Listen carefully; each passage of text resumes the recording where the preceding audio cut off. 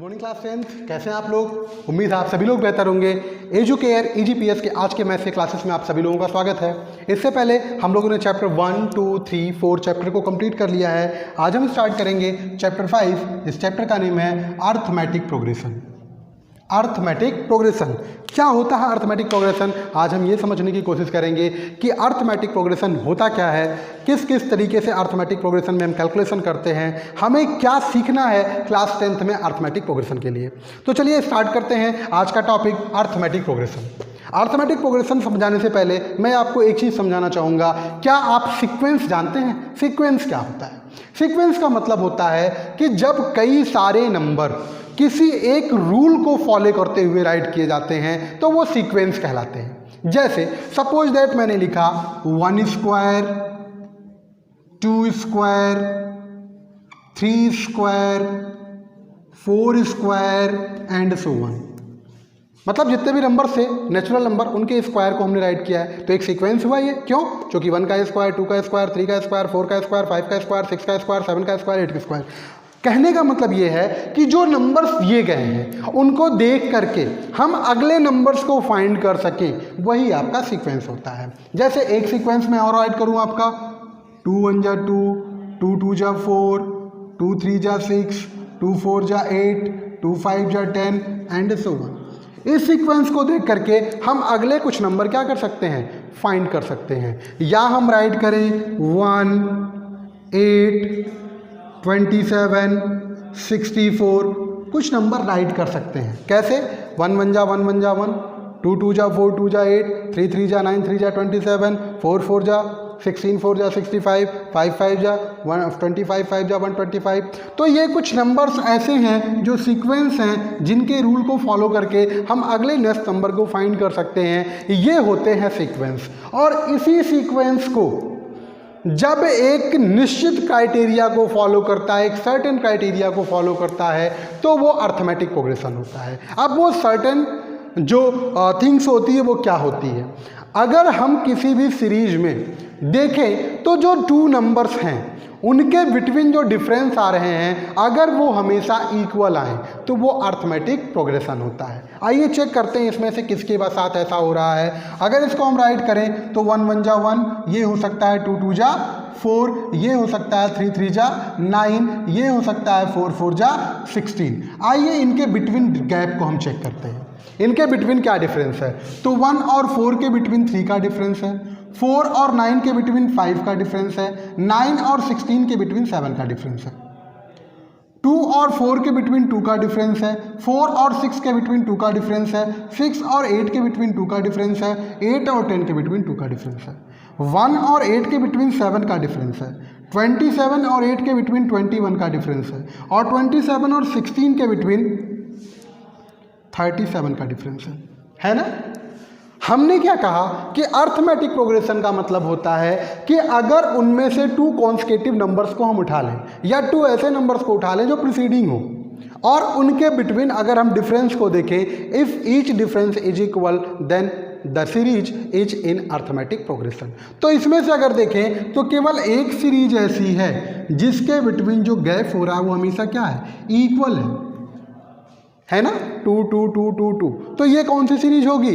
Arithmetic series या arithmetic progression. Arithmetic progression में हम ये चेक करते हैं कि नंबर्स के बिटवीन जो डिफरेंस आ रहे हैं वो हमेशा क्या होने चाहिए? इक्वल होने चाहिए। अगर नंबर के बिटवीन जो डिफरेंस हैं वो इक्वल होंगे तभी वो जो सीरीज होगी, वो जो प्रोग्रेशन होगा वो अर्थमेटिक प्रोग्रेशन होगा।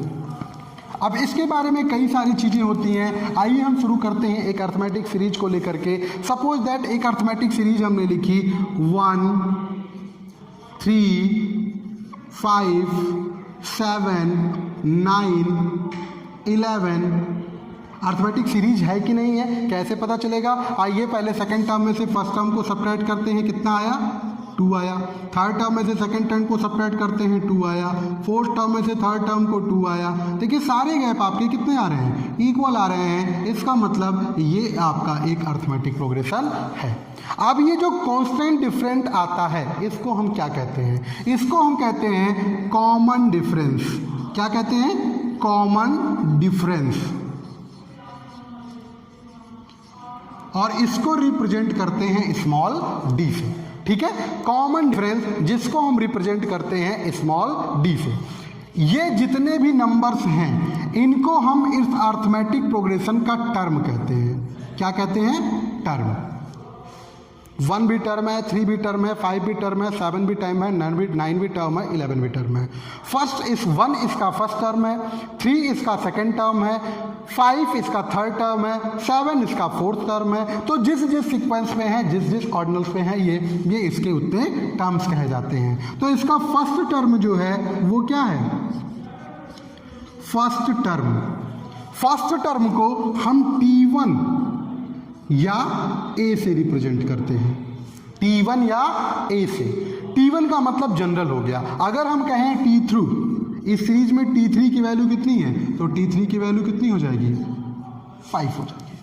ठीक है, तो जो फर्स्ट टर्म होता है इसको हम A से रिप्रेजेंट करते हैं, और जो हमारा कॉमन डिफरेंस होता है इसको D से रिप्रेजेंट करते हैं। सपोज दैट ये जो सीक्वेंस था वो यहीं तक था, एंड सो ऑन नहीं था। तो इसके कितने टर्म्स हैं? 1 2 3 4 5 6। कितने टर्म है? 6 टर्म है। मतलब टोटल टर्म कितने हैं? 6 हैं। तो टोटल टर्म को हम रिप्रेजेंट करते हैं n से। किससे? n से रिप्रेजेंट करते हैं। अब देखते हैं, अगर इसमें हम बात करें तो common difference is 2, a is 1, T3 is equal to 5 and n is equal to 6। तो ये कुछ छोटी चीज़ें बातें थी जो अर्थमेटिक प्रोग्रेशन के बारे में थी। अब सपोज दैट हमें एक अर्थमेटिक प्रोग्रेशन बनाना है, तो किसी भी अर्थमेटिक प्रोग्रेशन बनाने के लिए आपको 2 चीज़ें चाहिए, first term and common difference. अगर आपके पास फर्स्ट टर्म और कॉमन डिफरेंस है तो आप अर्थमेटिक प्रोग्रेशन बना सकते हैं। जितने भी टर्म्स चाहें उतने भी टर्म्स आप राइट कर सकते हैं। कैसे? जो भी आपका अर्थमेटिक प्रोग्रेशन होता है वो हमेशा एक फॉर्म में होता है, और वो फॉर्म क्या है? वो फॉर्म होता है A first term, A plus D second term, A plus 2D third term, A plus 3D fourth term, and so on. आगे आप ऐड करते चले जाइए, आपको नए टर्म मिलते चले जाएंगे। सपोज दैट इन्होंने कहा कि A की वैल्यू 3 है, मतलब फर्स्ट टर्म 3 है, और D की वैल्यू 2 है। आप एक अर्थमेटिक प्रोग्रेशन बना दो। तो कैसे बनाएंगे भाई? A की वैल्यू 3 है तो यहाँ कितना राइट करेंगे? 3। A प्लस D मतलब 3 इंटू 2, A प्लस 2D मतलब 3 plus 2 into 2। Next A plus 3D means A plus 3 into 2। हो गया ना? And so on. आगे आप बढ़ते चले जाओ। देन टर्म क्या होगा? सबसे पहला टर्म होगा 3, अगला टर्म होगा 5, अगला टर्म होगा 3, 2 2 जा 4 और 3 कितना हो जाएगा? 7। नेक्स्ट टर्म होगा A की वैल्यू कितनी है भाई? 3 है, 3 2 जा 6 एंड 6 3 9 एंड सो ऑन। देखिए टर्म्स मिल गया ना?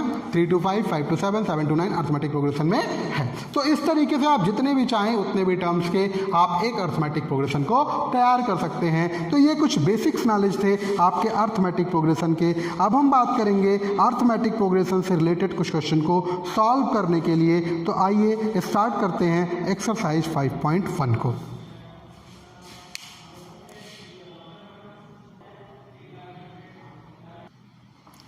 देन एनसीईआरटी बुक का क्वेश्चन नंबर 1 जो आपका है उसका फर्स्ट पार्ट आप देखिए। आपसे इन्होंने question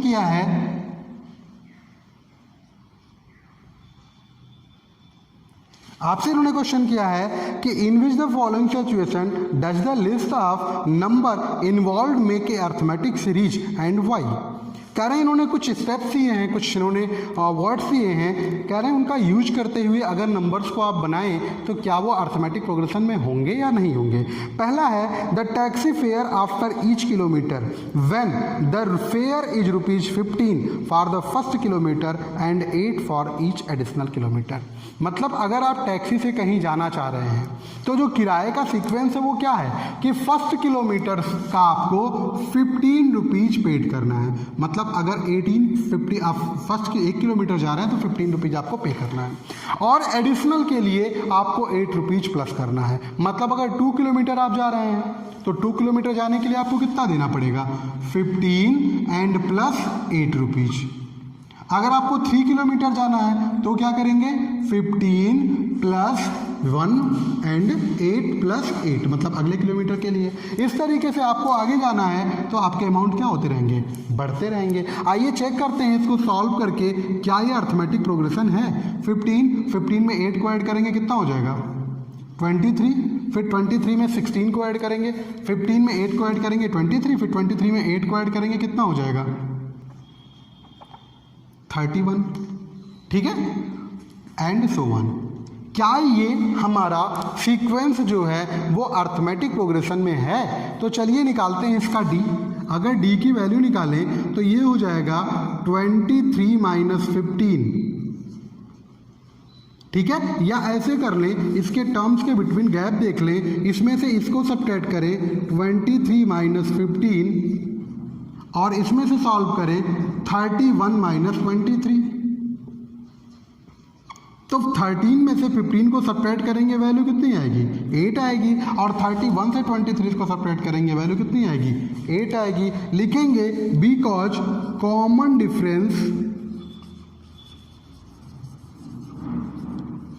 common difference is equal, या डिफरेंस इज इक्वल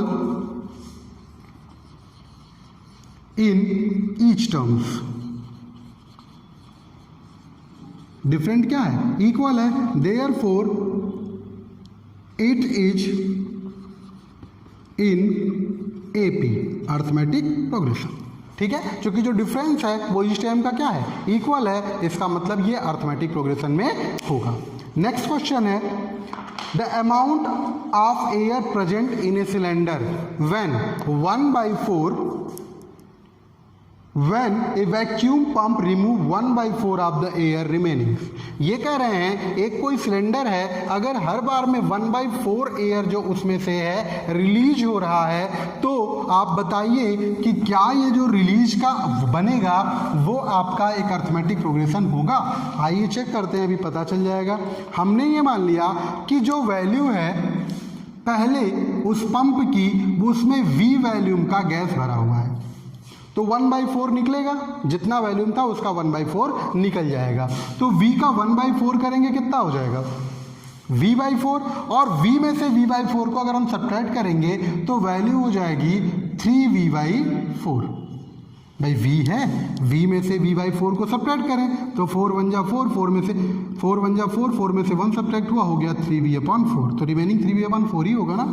अब कह रहे हैं इस बचे हुए गैस का फिर 1/4 रिलीज होगा, तो 3/4 का 1/4 निकालेंगे तो कितना हो जाएगा 3/16 V।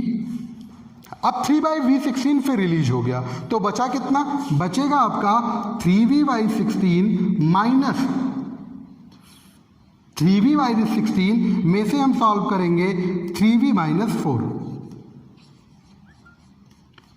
भाई पहले उसमें 3V/4 था, उसमें से 3V/16 गैस रिलीज हो गया, तो बचा कितना, जितना पहले था उसमें से जितना निकला उसको सब्ट्रैक्ट कर दें। तो सब्ट्रैक्ट करेंगे वैल्यू कितनी हो जाएगी, 16 से 4 सब्ट्रैक्ट हुई, 16 और 4 का एलसीएम 16, 4 4 जा 16 12V माइनस 3V मीन्स कितना हो जाएगा, 12 से 3 सब्ट्रैक्ट हुआ 9V/16, मतलब नेक्स्ट आपका कितना बचेगा 9V/16। अब फिर 1/4 रिलीज होगा, तो जो बचेगा हम देखेंगे उसको। अभी तो हम देखना ये चाहते हैं कि क्या अर्थमेटिक प्रोग्रेशन में है, तो चलिए चेक करते हैं। हम क्या करेंगे, डिफरेंट बिटवीन ईच टर्म्स निकालेंगे। तो चलिए डिफरेंस निकालते हैं, 3V/4 माइनस V, और यहाँ सब्ट्रैक्ट करेंगे, एंड 9V/16 माइनस 3V/4, ठीक है। सब्ट्रैक्ट करें तो ये वैल्यू कितनी हो जाएगी, एलसीएम लेंगे 4 4 1 जा 4 3V माइनस 4V, ठीक है। देन वैल्यू कितनी हो जाएगी -V/4, ठीक। आगे बात करें, यहाँ सब्ट्रैक्ट करेंगे तो 16 और 4 का एलसीएम 16, 16 से आपका एलसीएम होगा, 16 से 16 डिवाइड होगा 1 का, मल्टीप्लाई करेंगे 9V माइनस 4 4 जा 16 12V, 12 में से 9 सब्ट्रैक्ट होगा कितना हो जाएगा 3V/16। क्या डिफरेंस इक्वल है, नहीं इक्वल है, राइट करेंगे because difference is not equal, therefore it is not in AP। ये आपका अर्थमेटिक प्रोग्रेशन में नहीं होगा।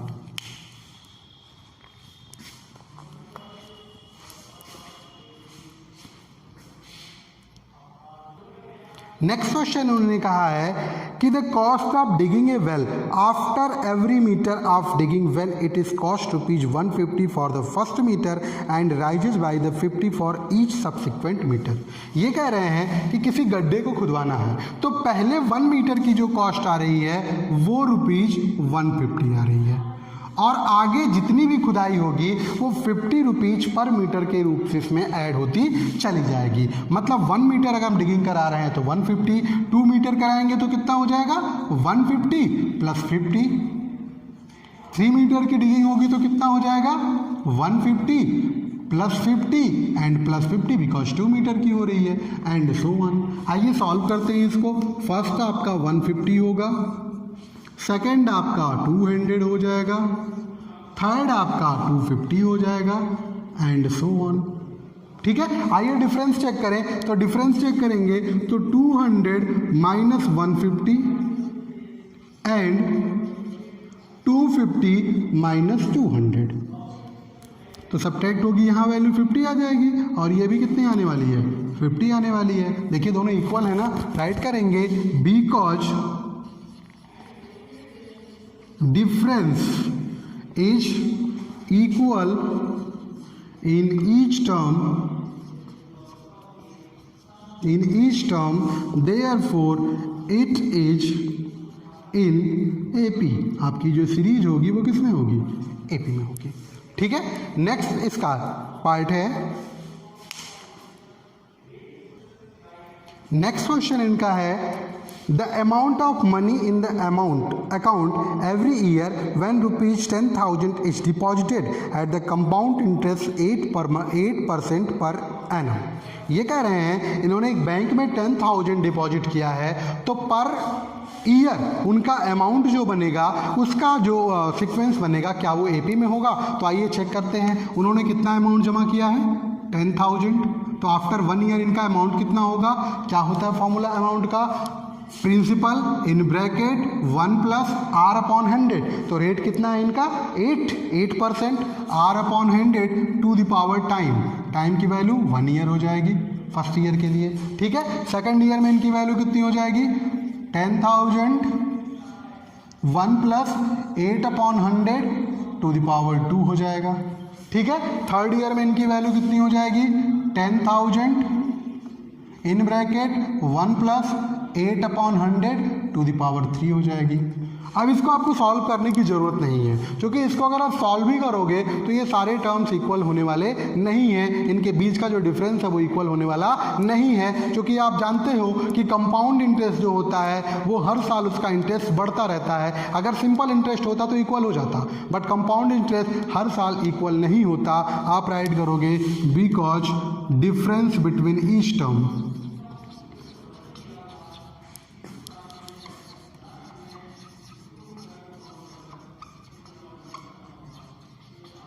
is not equal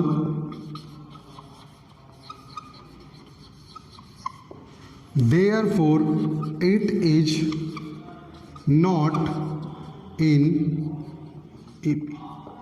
ठीक है, तो इस तरीके से आपके एक्सरसाइज 5.1 का क्वेश्चन नंबर 1 सॉल्व होता है। आप प्रैक्टिस करिएगा, अगर कोई प्रॉब्लम्स आती है तो पूछिएगा। मुझे उम्मीद है कि जो मैंने पढ़ाया आपको समझ में आया होगा। प्लीज़ इस वीडियो को लाइक करें, शेयर करें। Thank you very much.